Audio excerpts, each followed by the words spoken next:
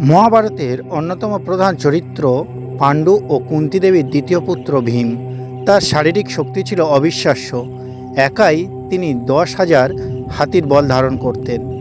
কিন্তু তার জীবনে এমন এক অভিশাপ ছিল যা তাকে বারবার অসহায় করে তুলেছিল। কিংবদন্তি অনুযায়ী একবার ভীষ্ম তার জ্যেষ্ঠ ভ্রাতা ধর্মরায় যুধিষ্ঠিরকে অত্যন্ত কঠিন পরিস্থিতিতে একটি মিথ্যে কথা বলেছিল।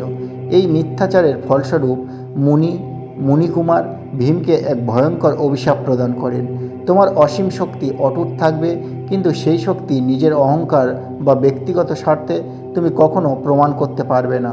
ভীম এই অভিশাপ থেকে মুক্তি পান তখনই যখন তিনি তার ব্যক্তিগত ক্রোধ বা অহংকারের জন্য নয়, বরং ন্যায় প্রতিষ্ঠানের জন্য যুদ্ধক্ষেত্রে অস্ত্র তুলে ধরেন। কুরুক্ষেত্রের যুদ্ধে যখন তার শক্তি একমাত্র ধর্ম ও সত্যের জন্য ব্যবহৃত হলো, তখনই তার অসীম বলের সম্পূর্ণ প্রকাশ ঘটে এবং কুরুক্ষেত্রের যুদ্ধে ধৃতরাষ্ট্রের 100 পুত্রকে বধ করেন।